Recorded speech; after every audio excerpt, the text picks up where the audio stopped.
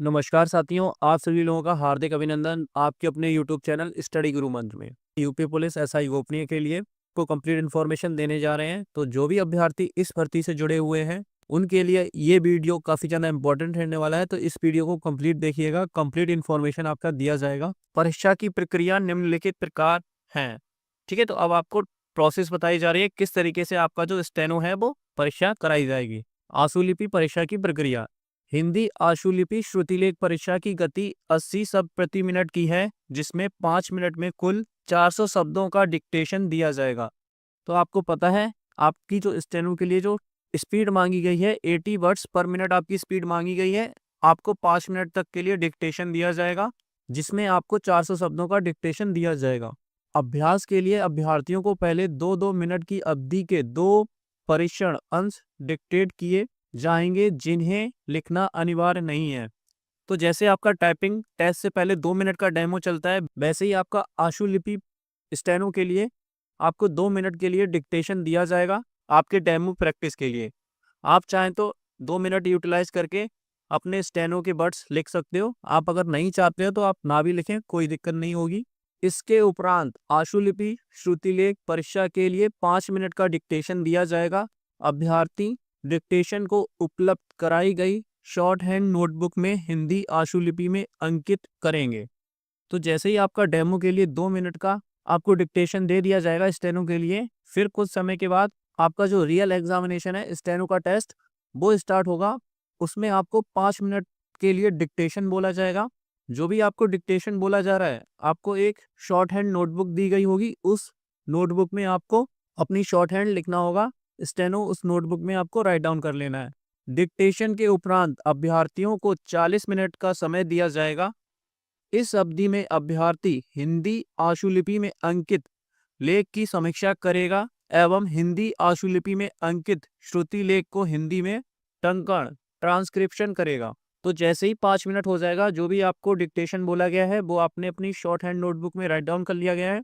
उसके बाद फिर आपको 40 मिनट का और समय दिया जाता है, और इस 40 मिनट में जो भी आपने अपनी नोटबुक पे शॉर्ट हैंड लिखा था उसको अब आपको ट्रांसक्रिप्शन करना है। मीन्स जो आपने शॉर्ट हैंड लिखे थे अब उसको आपको हिंदी लैंग्वेज में राइट डाउन करना होगा। इसके लिए आपको 40 मिनट का समय दिया जा रहा है। हिंदी टंकण यूनिकोड इनस्क्रिप्ट कीबोर्ड पर आधारित होगी। आशुलिपि श्रुतिलेख परीक्षा समाप्त होने के उपरांत अभ्यर्थी शॉर्ट हैंड नोटबुक में अपना नाम व रोल नंबर लिखकर अपने हस्ताक्षर करेगा तथा उसे कक्ष निरीक्षक को सौंप देंगे। जो आपको शॉर्ट हैंड नोटबुक दी गई थी जिसमें आपने स्टेनो लिखी थी, अपना नाम व रोल नंबर लिख के और अपना सिग्नेचर करके आपको इन्विजिलेटर को डिपॉजिट कर देनी है। शॉर्ट हैंड नोटबुक में हिंदी आशुलिपि में अंकित लेख की जांच की जाएगी, किंतु उसे मूल्यांकन प्रक्रिया में सम्मिलित नहीं किया जाएगा।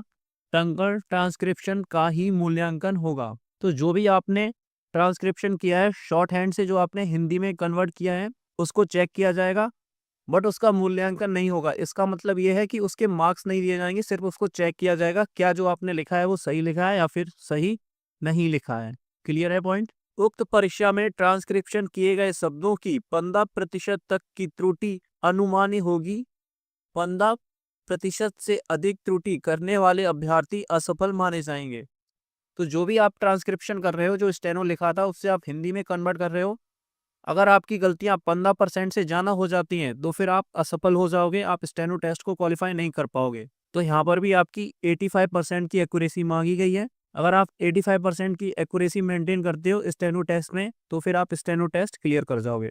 परीक्षा का आयोजन बोर्ड द्वारा निर्धारित तिथि व समय पर निर्धारित परीक्षा केंद्रों पर किया जाएगा। हिंदी आशुलिपि श्रुतिलेख के लिए परीक्षा केंद्र स्थान पर बोर्ड अथवा प्राधिकृत एजेंसी द्वारा शॉर्ट हैंड नोटबुक प्रदान की जाएगी। अभ्यर्थियों को स्वयं की शॉर्ट हैंड नोटबुक लाने की अनुमति नहीं होगी। तो जो शॉर्ट हैंड की नोटबुक है वो आपको वहीं पर प्रोवाइड कराई जाएगी। आपको कोई भी शॉर्ट हैंड के लिए नोटबुक लेकर के नहीं जानी है। आशुलिपि श्रुतिलेख के उपरांत टंकण ट्रांसक्रिप्शन के लिए परीक्षा केंद्र स्थान पर प्राधिकृत एजेंसी द्वारा कंप्यूटर प्रदान किया जाएगा। अभ्यर्थियों को स्वयं की कीबोर्ड लाने की अनुमति नहीं होगी। तो देखिए, जो आपको बताया गया था, सबसे पहले आपको स्टेनो देना है और उसके बाद जो आपको लिखना है हिंदी में से जो कन्वर्ट करना है वो आपको कंप्यूटर पर कन्वर्ट करना है। कंप्यूटर पर आपको लिखना होगा, ना कि अपनी नोटबुक में। ये पॉइंट अच्छे से ध्यान रख लीजिएगा। जो भी आपने स्टेनो टेस्ट दिया है, जो भी आपने स्टेनो शॉर्ट हैंड अपनी नोटबुक में राइट डाउन किया है, उसको जो आप ट्रांसक्रिप्शन करोगे वो आपको कंप्यूटर में करना है।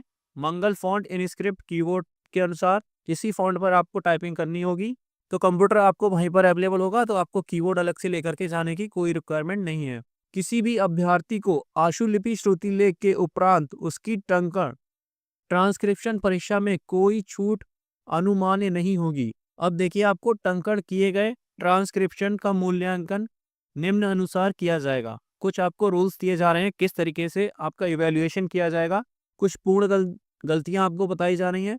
प्रत्येक शब्द या अंक का लोप, यदि शब्दों का समूह लोप किया जाता है तो लोप किए गए शब्दों की वास्तविक संख्या के बराबर गलतियां गिनी जाएंगी। मीन्स कोई डिजिट आप रिपीट कर देते हो बार बार, कोई अंक रिपीट कर देते हो, तो उसको एक ही गलती माना जाएगा। मीन्स जितना वर्ड आपको वास्तविक संख्या में दिया गया था उसी के बराबर आपकी गिनती को माना जाएगा।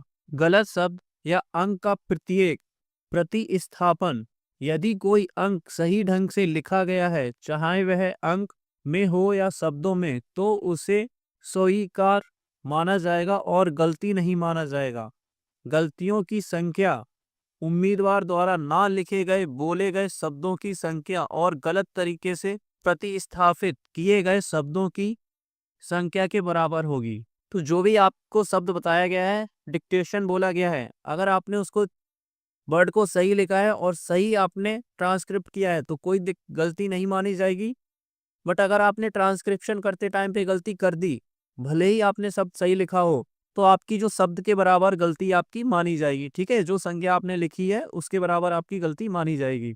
किसी भी ऐसे शब्द, अंक या प्रतीक का जोड़ना जो निर्देशित अंश में मौजूद नहीं है, मीन्स आप एक्स्ट्रा वर्ड राइट डाउन कर देते हो ट्रांसक्रिप्शन करते टाइम, तो वो भी फुल मिस्टेक में आपका काउंट होने वाला है। शब्द की पुनरावृत्ति के लिए, उदाहरण के लिए, मैं आभारी रहूंगा means repetition of word, means आप वर्ड्स को रिपीट कर देते हो, पुनरावृत्ति कर देते हो, तो ये भी आपका फुल मिस्टेक में काउंट हो जाएगा।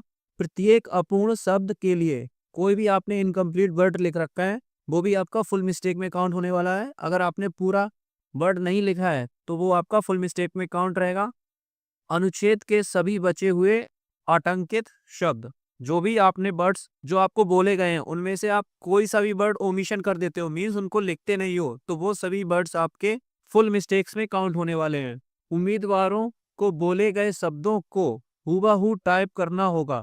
विस्तारित शब्दों के लिए प्रयुक्त संक्षिप्त अक्षरों को पूर्ण त्रुटि माना जाएगा और इसका विपरीत भी। मीन्स जो आपको डिक्टेशन बोली गई है सेम टू सेम आपको वही वर्ड्स टाइप करने हैं जो आपने स्टेनो में लिखे हैं। भले ही आपको डिक्टेशन में जो शब्द बोले गए थे और आपने स्टेनो में गलत लिख लिए हैं और आप गलत वर्ड टाइप कर देते हो, तो वो आपका वर्ड गलत माना जाएगा, क्योंकि आपने स्टेनो में उस वर्ड को गलत लिखा है। आपको जो डिक्टेशन बोली गई है सेम टू सेम वही आप स्टेनो में लिखना चाहिए और वही आपको ट्रांसक्रिप्शन में लिखना है, तो कोई गलती नहीं मानी जाएगी। और इसके विपरीत होता है तो फिर आपका ये फुल मिस्टेक में काउंट होने वाला है। कुछ आपकी आधी गलतियां बताई गई हैं, हाफ मिस्टेक्स। गलत बर्तनी, आप गलत बर्तनी का इस्तेमाल करते हो तो ये आपका हाफ मिस्टेक में रहने वाला है। बहुवचन संज्ञा के लिए एक वचन का प्रयोग करना और इसके विपरीत। वाक्य के अंत में प्रत्येक पूर्ण विराम का लोप या वाक्य में गलत स्थान पर पूर्ण विराम का प्रयोग आदि गलती माना जाएगा। कंफर्म है। पंक्चुएशन मार्क्स का आपको ध्यान रखना है।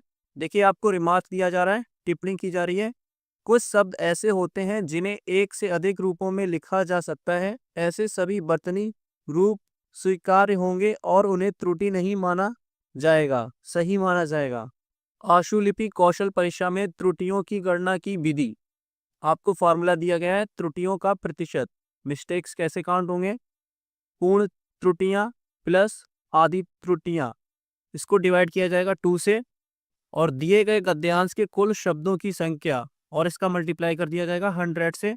तो यहाँ पर आपका त्रुटियों का प्रतिशत निकल के आ जाएगा। अगर ये प्रतिशत 15% से ज़्यादा निकलता है तो फिर आप फेल हो जाएंगे, स्टेनो के स्किल टेस्ट में आप फेल हो जाओगे। प्रतिशत त्रुटियों की गणना के लिए दिए गए गद्यांश में शब्दों की संख्या निम्न अनुसार होगी। 400 शब्द 80 शब्द प्रति मिनट की गति से 5 मिनट में। प्रतिशत को 2 दशमलव स्थानों तक पूर्णांकित किया जाएगा। उदाहरण के लिए 5.009 को 5.01 और 5.001 को 5.00 माना जाएगा। मीन्स जो भी आपका परसेंटेज निकल के आएगा वो पॉइंट के बाद 2 डिजिट्स ही लिखे जाएंगे, उसके आगे वाले डिजिट को आपका राउंड ऑफ करके 2 डिजिट में ही कन्वर्ट कर दिया जाएगा। तो आपकी जो एक्यूरेसी निकल के आनी चाहिए वो 85% की मेंटेन होनी चाहिए। और यहाँ पर आपका जो मिस्टेक का फॉर्मूला है, यहाँ पर जैसे ही आपका त्रुटियों का प्रतिशत 15% हो जाता है, वैसे ही आप इस स्टेनो टेस्ट में फेल हो जाओगे। तो आप सभी अभ्यर्थियों को इसी के अकॉर्डिंग अपनी स्टेनो की प्रिपरेशन करनी है। आपको इसके रिगार्डिंग रूल्स बता दिए गए हैं, हाफ मिस्टेक्स, फुल मिस्टेक्स भी बता दिए गए हैं। तो आप सभी अभ्यर्थी इसी के अकॉर्डिंग अपनी स्टेनो की तैयारी करिएगा। सबसे पहले आपको 400 शब्दों का डिक्टेशन बोला जाएगा, जो 5 मिनट तक बोला जाएगा। तो यहाँ पर आपको 80 वर्ड्स पर मिनट की स्पीड से लिखना होगा। तो जो आपने अपनी शॉर्ट हैंड नोटबुक में जो स्टेनो लिखी है, उसको फिर आपको कीबोर्ड पर टाइप करना होगा।